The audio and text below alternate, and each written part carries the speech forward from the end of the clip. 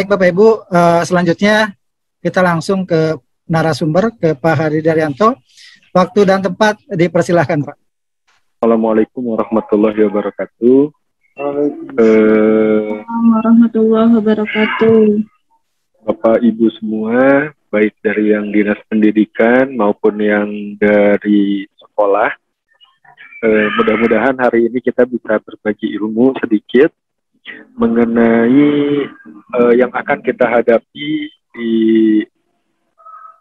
2 bulan lagi, 1 bulan ke depan atau 2 bulan ke depan. Kita akan berhadapan dengan yang namanya asesmen nasional. Di asesmen nasional ini tentunya masih banyak yang belum tahu, belum mengerti apa itu asesmen nasional. Nah, tentunya kita akan berbagi, kita akan sharing sedikit mengenai asesmen nasional. Izinkan saya untuk share presentasi. Oke. Bapak Ibu, sudah tampil ya? Nah, itu tadi namanya. Oke. Bapak Ibu, ini adalah skema proses pelaksanaan asesmen nasional. Di asesmen nasional ini ternyata tidak hanya satu bidang saja yang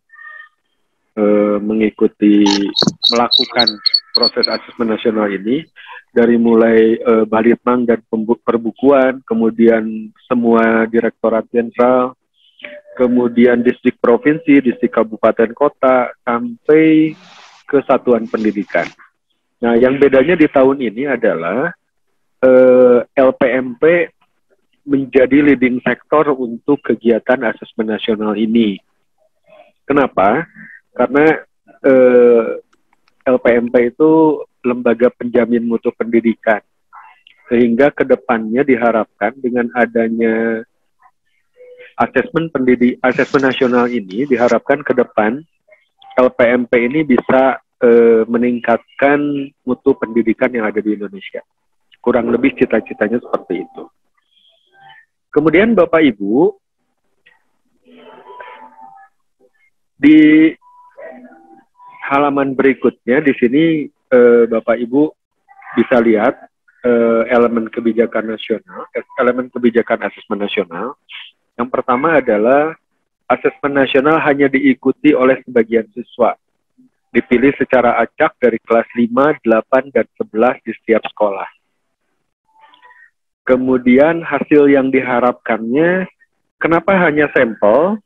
Karena hasil yang diharapkannya, AN ini tidak mengevaluasi AN ini menilai kompetensi siswa, sehingga nanti bisa ditindaklanjuti oleh sekolah. Kemudian AN ini juga tidak menambah beban siswa kelas 6, 9, dan 11, dan juga tidak digunakan untuk PPDB. Kemudian AN 2021 digunakan sebagai baseline tanpa konsekuensi pada guru, sekolah, dan Pemda. Nah, ini yang paling penting. Sebagai baseline tanpa konsekuensi pada guru, sekolah, dan Pemda. Artinya, Bapak Ibu, tidak perlu ada yang namanya kecurangan, tidak perlu ada yang namanya persiapan. Jadi, apapun hasil yang didapat dari asesmen nasional ini, itu adalah sebagai baseline, sebagai tolak ukur bagi sekolah Bapak Ibu. Sekolah Bapak Ibu itu adanya di, siswanya itu adanya di level yang mana, seperti itu. Kemudian, untuk evaluasi kinerja tidak berdasarkan skor rata, tapi juga perubahan skor dan tren dari tahun ke tahun. Jadi ke depannya dari AN ini kita bisa mengevaluasi kinerja sekolah, tapi tidak dilihat dari hasil akhir. Jadi dilihatnya nanti dari tahun kemarin ke tahun berikut, ke tahun sekarang, ke tahun berikutnya seperti apa itu hasil yang didapat dari asesmen nasional ini. Kemudian asesmen nasional ini dilaksanakan di semua sekolah untuk pemetaan dan potret mutu SD, SMP, SMK, SMA di semua daerah. Yang terakhir, AN dilaksanakan setiap tahun, dilaporkan kepada sekolah dan Pemda. Artinya begini Bapak Ibu, diharapkan dengan asesmen nasional ini, maka di Kota Depok itu bisa mendapatkan potret mutu. SD di Kota Depok itu, SMP di Kota Depok itu punya mutunya seberapa besar. Kemudian, ketika mutu tahun ini misalkan, karena tidak dinilai dengan skor, misalkan mutu tahun ini Bapak Ibu 70, nah tahun depan jadi 71 atau jadi 72, artinya dengan melihat nilai seperti itu, sudah tergambar bahwa Bapak Ibu melakukan hal yang positif, hal yang baik bagi peningkatan mutu sekolah. Begitu. Nah, kemudian asesmen nasional ini dilaporkan ke sekolah dan Pemda, maksudnya agar sekolah dengan Pemda saling bersinergi untuk meningkatkan mutu sekolah di daerahnya, gitu. Berikutnya Bapak Ibu, asesmen nasional ini, nah ini yang masih menjadi belum jelas di teman-teman. Jadi Bapak Ibu, asesmen nasional ini terdiri dari 3 aspek. Yang pertama adalah aspek asesmen kompetensi minimum. Di AKM ini ada yang namanya literasi dan numerasi. Kemudian dilakukan juga survei karakter dan survei lingkungan belajar. Jadi siswa kita pada saat melakukan asesmen nasional, siswa kita akan mengerjakan 3 hal ini, yaitu asesmen kompetensi minimum, survei karakter, dan survei lingkungan belajar. Untuk apa? Hasilnya nanti bisa jadi pemetaan dan umpan balik bagi satuan pendidikan. Jadi nanti yang tadi disebutkan, mutu sekolahnya bisa tergambar. Nah, berikutnya, setelah mutu sekolahnya tergambar, bagaimana? Diharapkan ada perbaikan proses.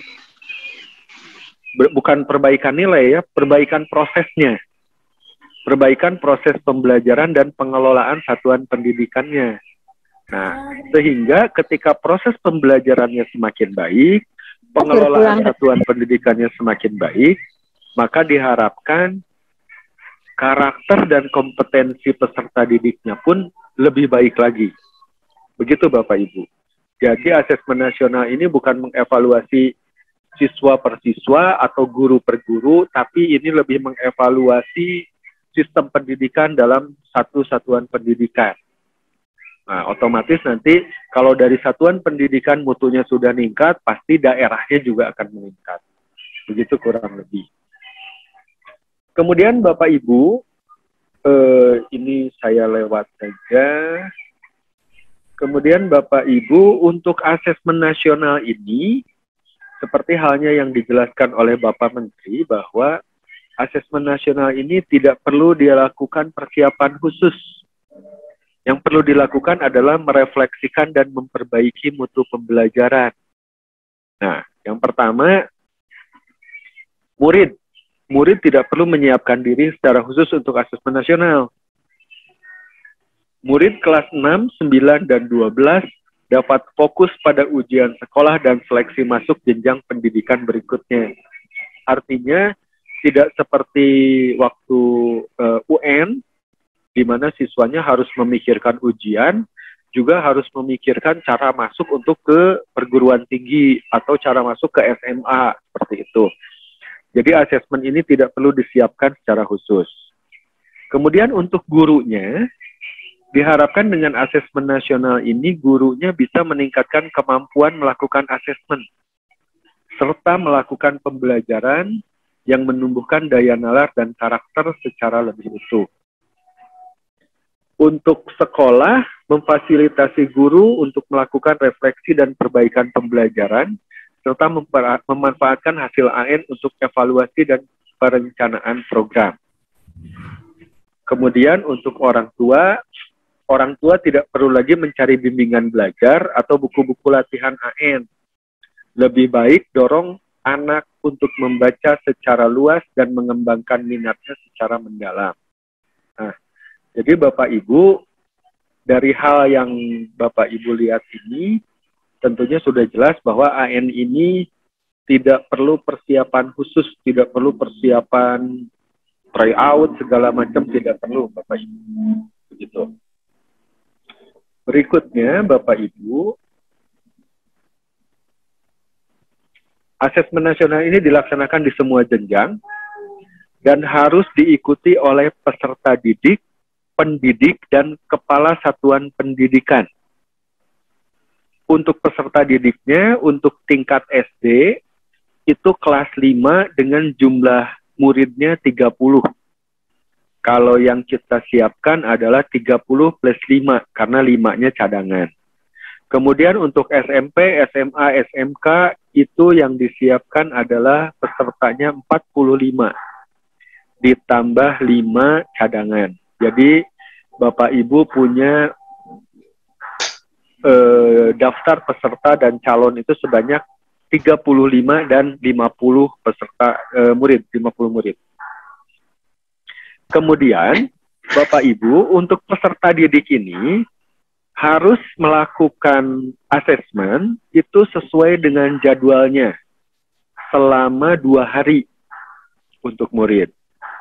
Nah, untuk pendidik, semua pendidik di satu satuan pendidikan diminta menjadi responden AN.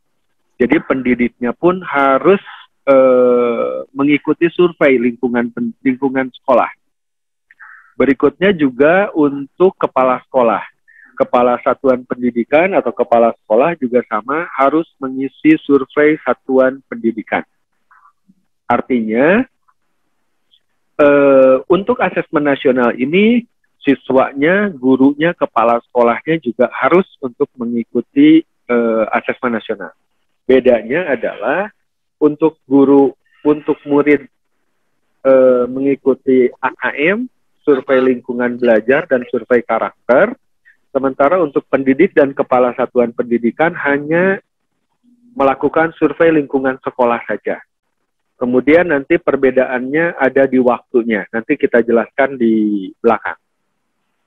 Berikutnya Bapak Ibu, ini yang tadi sudah dijelaskan. Nah, kemudian Bapak Ibu, karena gurunya atau pendidiknya ada yang mengajar di 2 sekolah, kepala satuan pendidikannya juga mungkin ada yang menjadi PLT di sekolah lain, maka guru dan kepala sekolah yang mengajar atau memimpin di 2 sekolah harus mengikuti survei di 2 sekolah tersebut.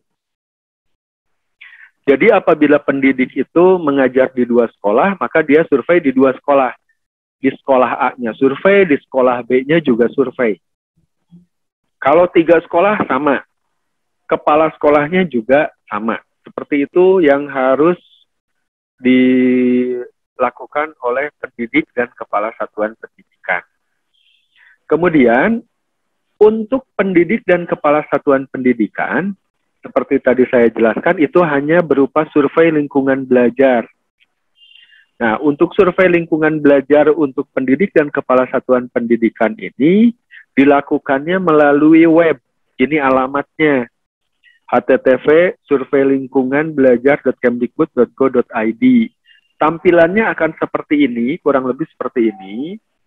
Nanti Bapak dan Ibu kepala satuan pendidikan dan Bapak Ibu pendidik, kepala sekolah dan guru lah, lebih enaknya begitu. Bapak Ibu kepala sekolah dan Bapak Ibu guru bisa mengerjakannya melalui web. Waktunya kapan? Waktu pengisian surveinya dalam rentang waktu pelaksanaan AN. Artinya begini Bapak Ibu. Maaf. Ketika siswa Bapak Ibu melakukan asesmen nasional, misalkan sekarang waktunya SMP. SMP itu rentangnya 4 hari. Hari Senin, Selasa, Rabu, Kamis. Ketika siswa harus melakukan ujian di sekolah selama 2 hari, Senin, Selasa, atau Rabu, Kamis, maka gurunya boleh melakukan survei kapan aja selama 4 hari ini. Boleh Senin, boleh Selasa, boleh Rabu, boleh Kamis, boleh di rumah, boleh di sekolah, boleh sambil di mall, terserah. Yang pasti dalam waktu 4 hari ini, pendidik dan kepala satuan pendidikan harus mengisi survei lingkungan belajar melalui alamat tersebut. Untuk pendidik, untuk guru dan kepala sekolah, bisa pakai handphone, bisa pakai laptop. Nah, kalau untuk siswa itu wajib sesuai dengan yang diatur, yaitu menggunakan laptop, menggunakan PC, begitu. Berikutnya Bapak Ibu, ini yang harus dibahas terakhir, yang termuat di pos UN, yaitu ketentuan untuk satuan pendidikan. Pada tahun 2021, gladi bersih dan pelaksanaan AN dilakukan di wilayah yang menurut ketentuan pemerintah pusat sudah boleh menerapkan PTM terbatas. Pertemuan tatap muka terbatas. Satuan pendidikan menerapkan protokol kesehatan untuk mencegah terjadinya penularan COVID-19 sebagaimana diatur dalam panduan PTM terbatas. Satuan pendidikan menyampaikan informasi tentang tujuan dan pelaksanaan AN kepada orang tua peserta didik peserta AN. Dan yang terakhir, satuan pendidikan yang wilayahnya belum menerapkan, ini sambungan dari yang nomor 1, yang belum menerapkan PTM terbatas, artinya tidak boleh melakukan AN, itu nanti akan melakukan AN-nya di awal tahun, itu sekitar bulan Januari, Februari, seperti itu. Nah, Bapak Ibu, untuk yang poin pertama, ini sudah jelas bahwa daerah yang sudah melakukan pertemuan tatap muka terbatas, ini bisa melaksanakan AN. Yang kedua, satuan pendidikan menerapkan protokol kesehatan. Menurut di pos AN yang akan diluncurkan, itu di dalamnya sudah menerapkan semua protokol kesehatan. Dari mulai larangan untuk bersalaman, etika bersin, etika batuk, semuanya sudah ada di pos. Kemudian untuk yang ketiga, satuan pendidik menyampaikan informasi kepada orang tua. Jadi pada saat ini sangat banyak orang tua yang datang ke sekolah itu bertanya, kenapa anak saya tidak jadi peserta AN? Kenapa anak saya tidak terpilih peserta AN? Gitu. Nah, jadi sekolah diharapkan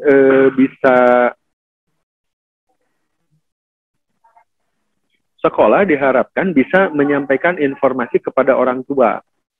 Apa saja informasi yang disampaikan di pos AN, di situ sudah ada surat yang bisa disampaikan kepada orang tua. Contoh suratnya sudah ada, poin-poinnya sudah ada di situ. Apa itu asesmen nasional, tujuannya apa, kemudian kenapa putra bapak ibu yang terpilih, itu ada semuanya di contoh surat yang ada di pos AN nanti. Berikutnya, untuk ketentuan untuk peserta didik, yang pertama adalah peserta dan cadangannya dipilih secara acak oleh Kemendikbudristek, dipilih secara acak. Tentunya kita tahu bahwa pemilihan peserta ini dilakukan melalui web BioSMP, itu yang pertama. Yang kedua, peserta didik yang terpilih mengikuti AN, mengikuti sesuai jadwal pelaksanaan. Sesuai jadwal pelaksanaan artinya peserta ini harus mengikuti ujiannya sesuai waktunya. Tidak boleh seperti Bapak Ibu gurunya tadi 4 hari bebas, tapi untuk peserta ini harus sesuai jadwal. Kemudian untuk poin 3, peserta yang terpilih tapi tidak bisa melakukan asesmen itu dapat langsung diganti oleh cadangan. Hanya saja aturan untuk menggantikan ini adalah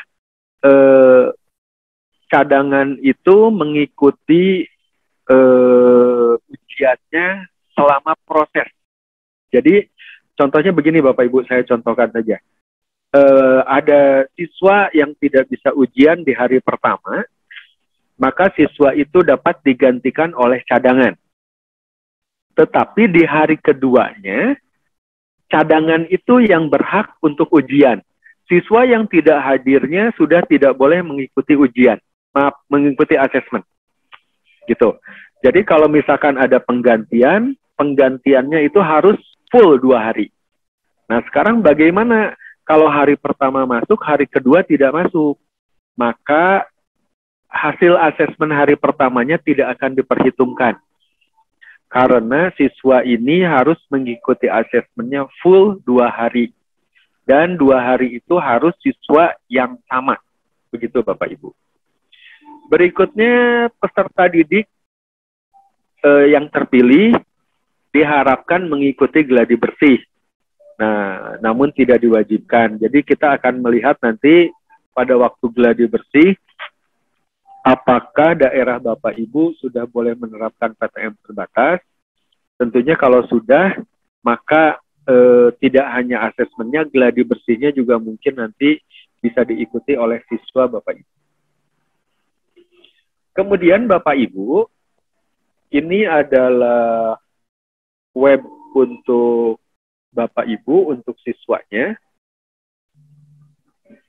Tadi di atas dijelaskan bahwa siswanya tidak perlu ikut bimbel, tapi Bapak Ibu bisa lihat di sini.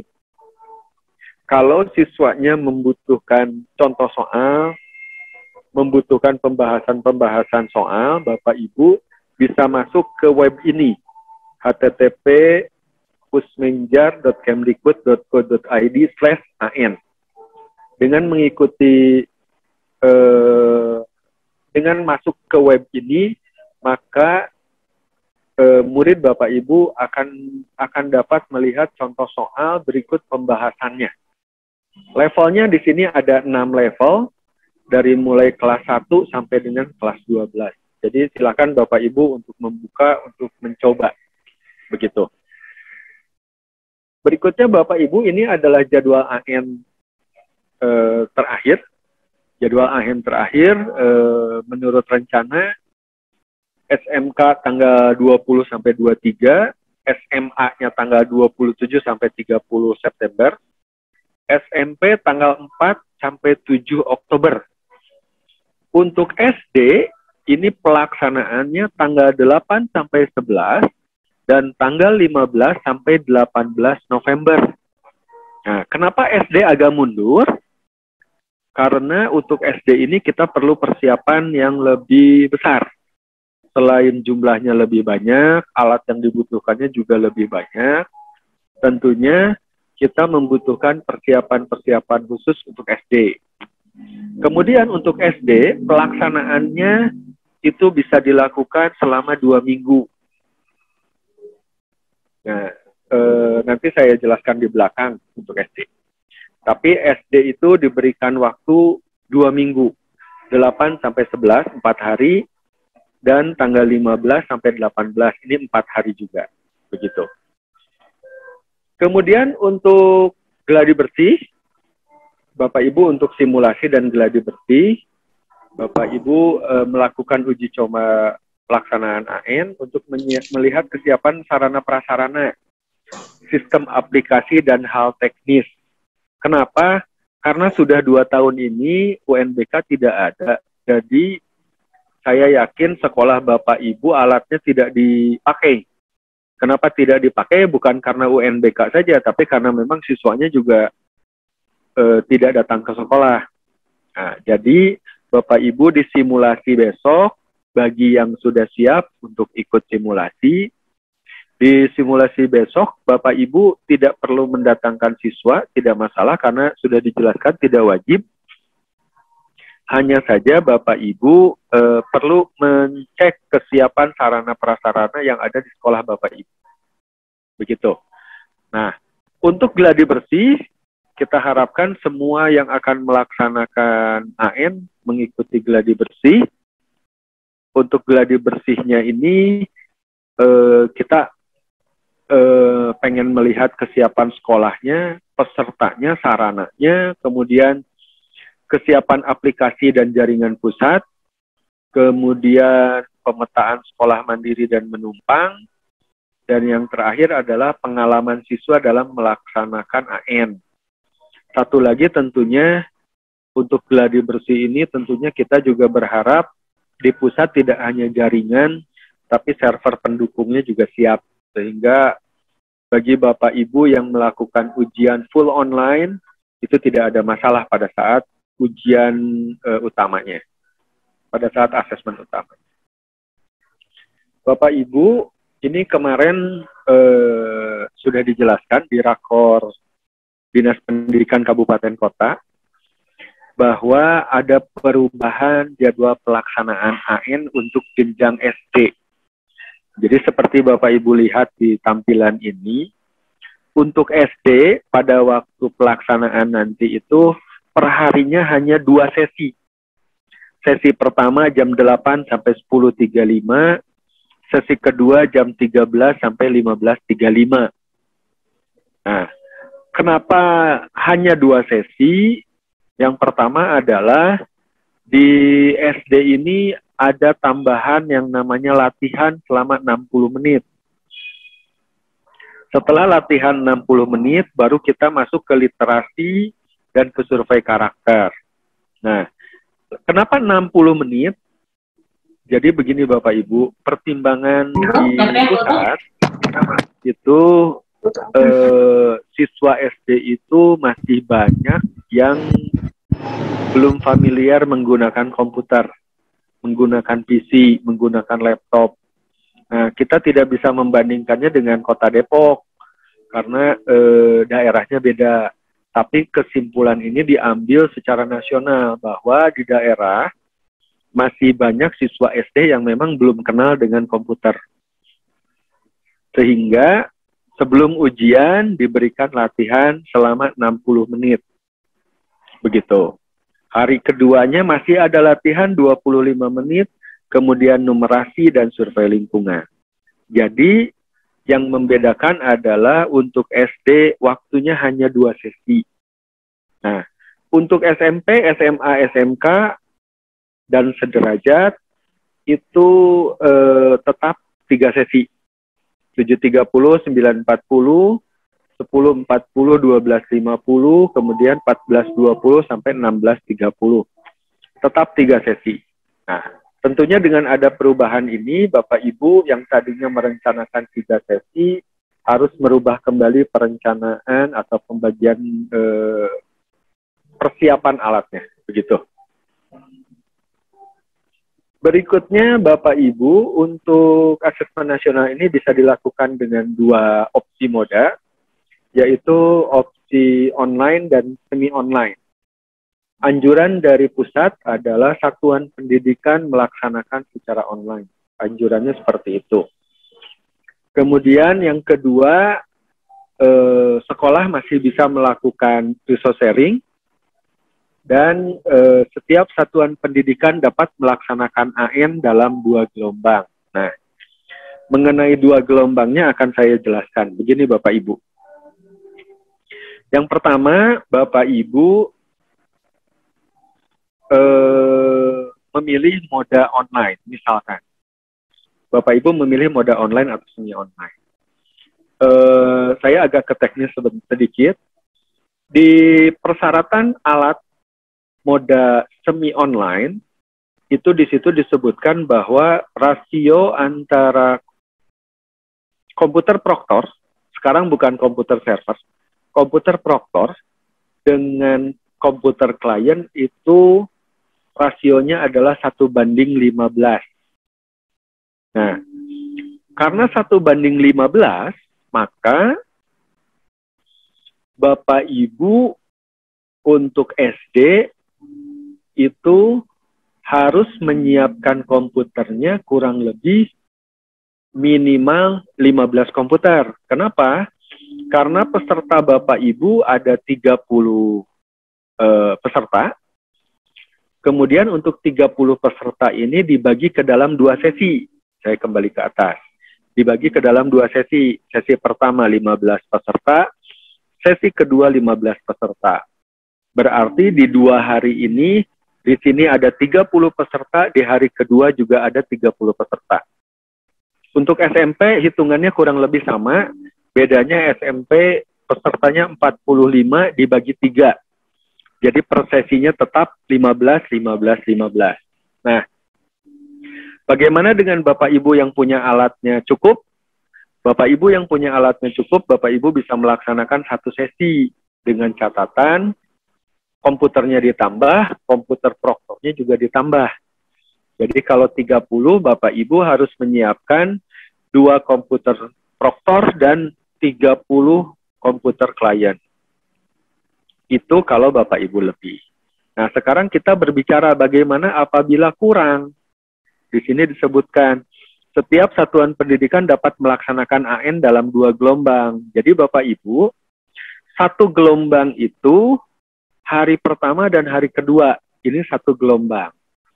Seperti Bapak Ibu lihat tadi di sini, di jadwal, untuk SMP tanggal 4 sampai tanggal 7, di sini ada 4 hari. Untuk SD ada 8 sampai 11, ini 4 hari. 15 sampai 18, ini 4 hari. Nah, jadi Bapak Ibu, apabila alat Bapak Ibu kurang, siswanya 30, dibagi 2 alatnya masih kurang, maka Bapak Ibu bisa membagi siswanya ke 4 hari. Di hari pertama, di dua gelombang. Di gelombang pertama Bapak Ibu 15 orang, di gelombang keduanya 15 orang. Artinya, ketika di gelombang pertama Bapak Ibu yang ujian hanya 15 orang, berarti Bapak Ibu cukup menyiapkan 1 komputer proktor dan 8 komputer klien. Kalau tadinya 15, sekarang jadi Bapak Ibu cukup menyiapkannya hanya 8. Seperti itu. Nah, artinya kalau misalkan hanya 8, saya kira SD bisa mandiri gitu. Jadi hari pertama, hari kedua 15 siswa. 15 siswa bagaimana hitungannya? 8 orang sesi 1, 7 orang sesi 2. Ujian selama 2 hari. Hari ketiga dan hari keempat 15 orang sisanya. Nah, begitu Bapak Ibu. Jadi kurang lebih untuk SD butuh komputer minimal 8. Seperti itu Bapak Ibu. Berikutnya Bapak Ibu, ini untuk mekanisme pelaksanaan. Panitia mengkoordinir pelaksana AN, terutama yang menumpang. Dalam 1 hari dilaksanakan 3 sesi, kecuali untuk SD jadi 2 sesi. Pelaksanaan pada peserta didik diawasi dalam keadaan ujian. Nah, jadi Bapak Ibu, sampai sekarang banyak yang nanya ke saya bahwa, Pak, siswanya tidak boleh masuk siswanya tidak boleh datang ke sekolah, saya mau gantilah menjadi modanya moda online. Jadi Bapak Ibu melakukan moda online atau semi-online, siswanya tetap ada di sekolah. Begitu. Sampai sekarang, sesuai dengan posnya bahwa nanti siswanya tetap ada di sekolah. Berikutnya, pengawas asesmen bukan dari asal sekolah pelaksana, ini harus silang. Pengawasan diatur oleh Dinas Pendidikan, sudah jelas diatur oleh Dinas Pendidikan. Kemudian, seluruh satuan pendidikan dapat menjadi tempat penyelenggaraan asesmen tanpa mempertimbangkan status akreditasi. Jadi akreditasinya sudah tidak perlu memperhitungkan akreditasi, silakan semuanya bisa menjadi pelaksana asesmen asal punya sumber daya, yaitu punya alat dan punya SDM, sumber daya manusianya. Ini yang ketujuh, pelaksanaan survei lingkungan dilakukan mandiri, ini yang meneruskan yang tadi. Jadi untuk Bapak Ibu guru mandiri tanpa pengawasan, bisa di dalam waktu AN atau di luar, tapi kurun waktunya harus ada di 4 hari tersebut. Kemudian Bapak Ibu, ini yang tadi sudah dijelaskan, peserta cadangan dapat menggantikan peserta utama apabila berhalangan hadir dengan alasan yang sudah diketahui. Peserta cadangan mengikuti asesmen secara penuh mulai dari awal. Tidak dapat menggantikan pada sebagian asesmen. Nah, ini udah jelas ya Bapak Ibu, yang tadi saya jelaskan. Yang berikutnya susulan, yaitu tidak ada susulan. Jadi buat peserta yang tidak hadir, tidak bisa ikut, itu sudah tidak ada susulan. Yang berikutnya, bila asesmen nasional di satuan pendidikan tidak dapat dilaksanakan karena adanya keadaan di luar kendali, seperti listrik padam, bencana alam, dapat dilakukan penjadwalan ulang. Nah, untuk klausul nomor 2 ini, termasuk Bapak Ibu yang daerahnya belum bisa melakukan PTM, itu tentunya akan dijadwalkan ulang, kurang lebih di awal tahun 2022. Seperti itu informasi terakhir. Untuk pemantauan, biasa ini dilakukan oleh panitia dari Provinsi, LPMP, Pusat, sampai ke Satuan Pendidikan sesuai dengan kewenangannya. Bapak Ibu, ini adalah perbedaan soal UN dan AKM. Format soalnya sudah pasti sangat berbeda, di mana UN itu hanya pilihan ganda dan isian singkat, tapi untuk AKM ini ada pilihan ganda kompleks, menjodohkan, isian singkat, dan uraian. Jadi jenis soalnya berbeda. Kemudian untuk komposisi pengetahuan, untuk UN pengetahuan 40%, aplikasi 40%, penalaran 20%. Nah, di AKM, pengetahuannya hanya 20%, tapi aplikasi dengan penalarannya lebih besar. Bapak Ibu bisa bandingkan di sini perbedaan antara UN dengan AKM. Kemudian untuk konteks, 50 soal UN tidak menggunakan konteks, tapi untuk AKM semua soal diberikan konteks. Untuk teks stimulusnya, untuk UN ini hanya 100 kata, tapi untuk AKM ini bisa sampai 700 kata. Format jawaban tunggal, yang AKM disediakan dengan jawaban terbuka.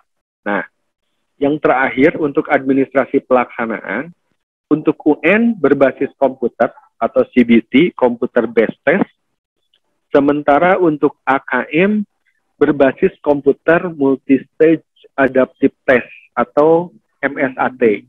Nah, Bapak Ibu, bagaimana sih MSAT ini? MSAT ini kurang lebih, ini hanya gambaran dari saya aja Bapak Ibu. Kurang lebih seperti ini Bapak Ibu. Untuk level SMP, saya akan mencontohkannya di SMP.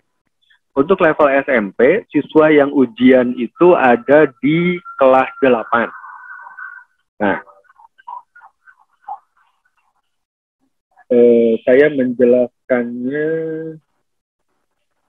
pakai yang lain sebentar. Saya menjelaskannya menggunakan slide yang lain. Saya menampilkan soal yang akan dihadapi oleh siswa nanti. Jadi begini Bapak Ibu. Di soal yang akan dihadapi oleh siswa, tadi kan kita membahas yang namanya MSAT, Multistage Adaptive Test. Jadi, ujian ini dilakukan dengan beberapa stage, beberapa tahap. Nah, Bapak Ibu bisa lihat di sini bahwa di daftar soal pertama ini soalnya hanya 12.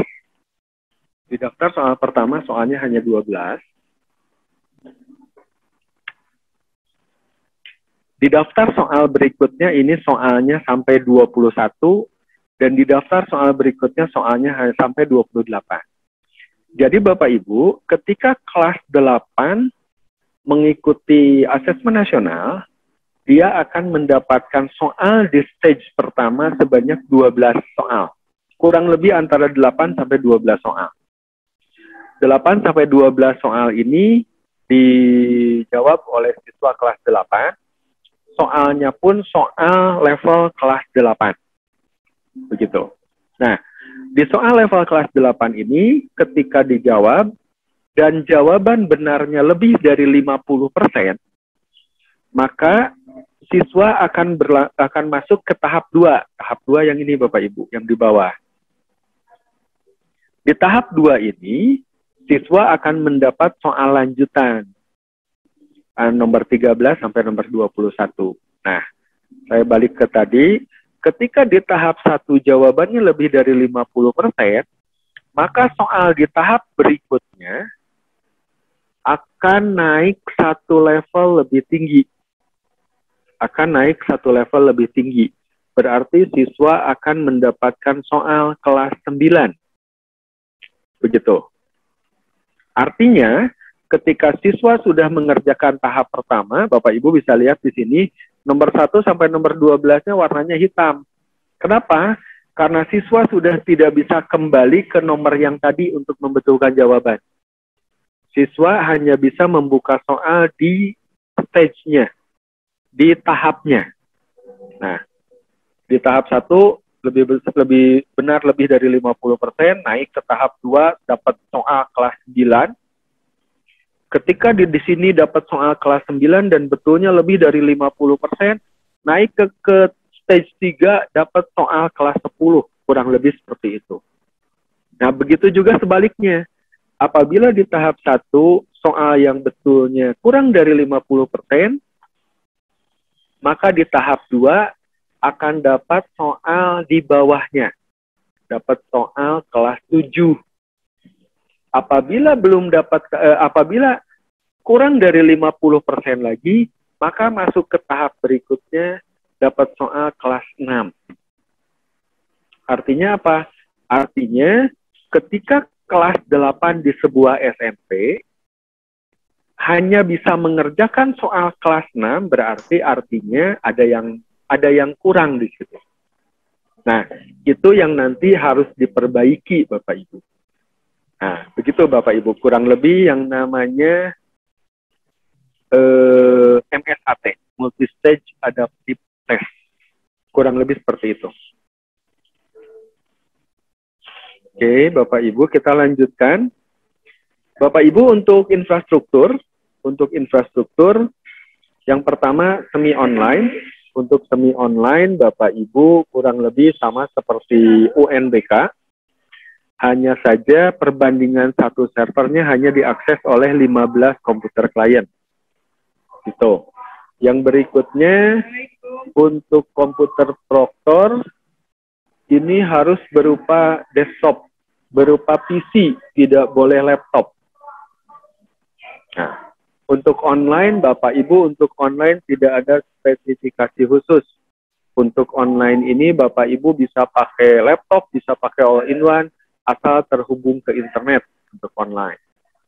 Kemudian untuk komputer klien, antara semi online dengan online ini sama. Syarat yang besarnya adalah monitornya 11,6 dan resolusinya nanti di belakang, 1024 x 720. Begitu. Kemudian untuk aplikasi, di semi online Bapak Ibu butuh yang namanya VHD, virtual hard disk, yang dijalankan pada VirtualBox. Sementara untuk online Bapak Ibu tidak perlu VHD, Bapak Ibu cukup memakai browser Proctor dan Exambro Client. Cukup itu saja, langsung jalan. Nah, untuk semi online, Bapak Ibu, di sini Bapak Ibu tidak butuh internet yang besar, tapi Bapak Ibu harus menghubungkan jaringannya dengan kabel, dengan LAN. Tidak boleh dengan menggunakan Wi-Fi. Sementara untuk online, Bapak Ibu butuh internet yang agak besar. Yang agak besar yaitu 12 MB untuk 15 komputer. Nah, kalau tadi hitung-hitungannya Bapak Ibu hanya bisa menyediakan 8 komputer, berarti Bapak Ibu tidak butuh 12 MB. Bapak Ibu cukup sekitar 6. Sekitar 6 MB. Sebentar.